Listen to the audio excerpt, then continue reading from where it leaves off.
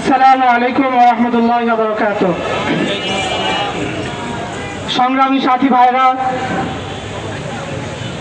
বাংলাদেশের সকল ধর্মের মানুষের স্বাধীনতা এবং অধিকার সম্পূর্ণভাবে রক্ষিত আছে। বাংলাদেশে হিন্দুরা তাদের স্বাধীনতা ভোগ করে, বাংলাদেশে খ্রিস্টানরা তাদের স্বাধীনতা ভোগ করে, বাংলাদেশে বৌদ্ধরা তাদের স্বাধীনতা ভোগ করে। কিন্তু এই দেশের সংখ্যাগরিষ্ঠ জনগোষ্ঠী হওয়া সত্ত্বেও আমাদের মুসলিম জনসাধারণের ওপর লিবারেলিজম আর সেকুলারিজমের নামে চরমভাবে অন্যায়, অবিচার, শোষণ এবং জুলুম করা হয়। এই লিবারেলিজম এবং সেকুলারিজমের নামে এই দেশের অন্যান্য সকল ধর্ম এবং গোষ্ঠীকে শোষণ করা হলেও একমাত্র সংখ্যাগরিষ্ঠ জনগোষ্ঠী হওয়া সত্ত্বেও এই মুসলিম জনগোষ্ঠীকে জুলুম এবং নির্যাতনের শিকার হইতে হয়।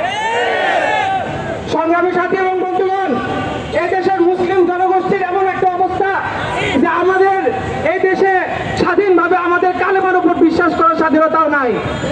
এই দেশে আমাদের নিজেদের বিচার ব্যবস্থার উপর বিশ্বাস করার স্বাধীনতাও নাই। এই দেশে আমাদের ইসলামের অর্থনীতির উপর বিশ্বাস করার স্বাধীনতাও নাই।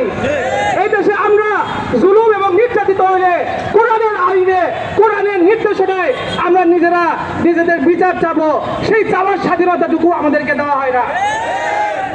সংগ্রামী সাথী এবং ভাইরা, এই দুনিয়ার ইতিহাসে বড় বড় জালিমরা ধ্বংস হয়ে গেছে। ফেরাউনের জুলুমতন্ত্র টেকে নাই এ দেশে, নমরুদের জুলুমতন্ত্রও টেকে নাই। আধুনিক নব্য জাহেলিয়াতের সেকুলারিজম আর এই ধর্মনিরপেক্ষতা লিবারেলিজমের নতুন এই গোমরাহি, নতুন এই জুলুমতন্ত্র টিকবে না ইনশাআল্লাহ। এই দেশ থেকে হাসিনা এবং তার জালেম গোষ্ঠী পালিয়ে যেতে বাধ্য হয়েছে। হাসিনাদের রেখে দেওয়া এই জুলুমতন্ত্রের ওপর এখন যারা নতুন করে জালিম হয়ে ওঠার চেষ্টা করতেছেন, আপনারাও এই দেশে টিকতে পারবেন।